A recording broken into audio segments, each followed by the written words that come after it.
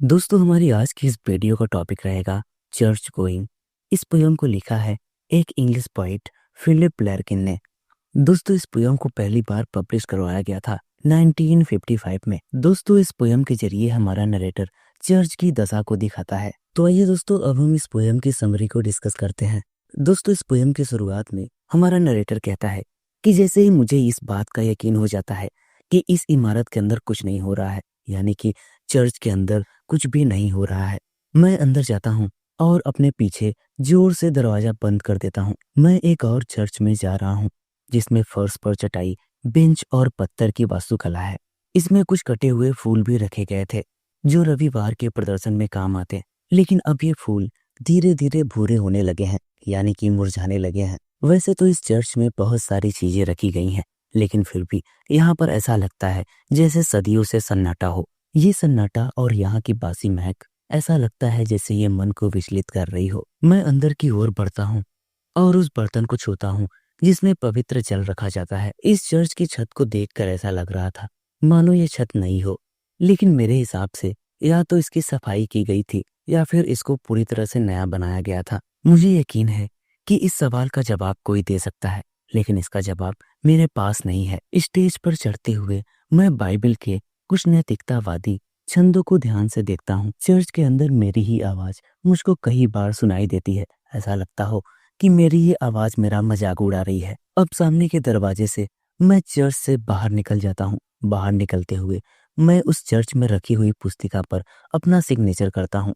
इसके बाद वहां पर पड़े डोनेशन बॉक्स में मैं एक आयरिश सिक्का डाल देता हूँ। वहां से निकलने के बाद मैं ये सोचता हूँ कि चर्च जाने के लिए समय निकालना मेरे लिए उतना उचित नहीं था। मैं हर बार जब भी चर्च में जाता हूँ मुझे यही महसूस होता है कि आखिर मैं चर्च में क्यों जा रहा हूँ। इसके बाद मैं ये भी सोचता हूँ कि चर्च जाने के अलावा मैं और क्या कर सकता हूँ। मैं ये भी सोचता हूँ कि अगर लोग पूरी तरह से चर्च जाना बंद कर देंगे तो फिर सोसाइटी के लोग चर्च के साथ क्या करेंगे। मैं आश्चर्यजनक रूप से ये सोचता हूँ कि क्या कुछ बेहतरीन चर्च टूरिज्म के लिए छोड़ दिए जाएंगे, और अगर ऐसा हो भी जाता है तो क्या चर्च में पड़े उन तमाम चीजों को हम किसी बॉक्स में बंद करके रख देंगे या फिर उन्हें ऐसे ही बेकार होने देंगे। क्या ऐसा भी हो सकता है कि हम चर्चों से दूर रहेंगे और ये महसूस करेंगे या फिर ये मान लेंगे कि चर्च दुर्भाग्य लाते हैं। या फिर क्या कुछ सस्पिशियस महिलाएं अंधेरे के बाद उनके पास जाएंगी और अपने बच्चों की किस्मत अच्छी करने के लिए उनसे कहेंगी कि तुम्हें किसी खास पत्थर को छूना चाहिए, या फिर वो कैंसर को ठीक करने वाली जड़ी बूटियों को चुनेंगी, या फिर वो किसी खास रात का इंतजार करेंगी जब उनको ये बताया गया हो कि भूत दिखाई देगा। लेकिन मुझे यकीन है कि चर्चों की शक्ति किसी न किसी रूप में बनी रहेगी, खेलों, पहेलियों या अन्य बेहतरीन दिखने वाले तरीकों से। लेकिन धार्मिक विश्वास की तरह ही अंधविश्वास को भी किसी न किसी बिंदु पर खत्म होना ही है, और जब सक्रिय विश्वास की जरूरत ही खत्म हो जाएगी तो आखिर फिर चर्च में क्या बचेगा।